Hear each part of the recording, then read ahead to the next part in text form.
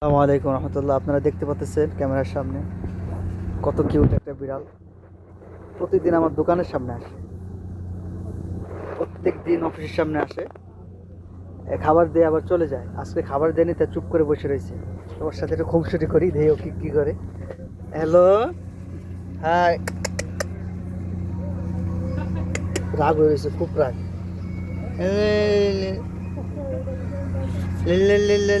কই রে কই রে, লে লে।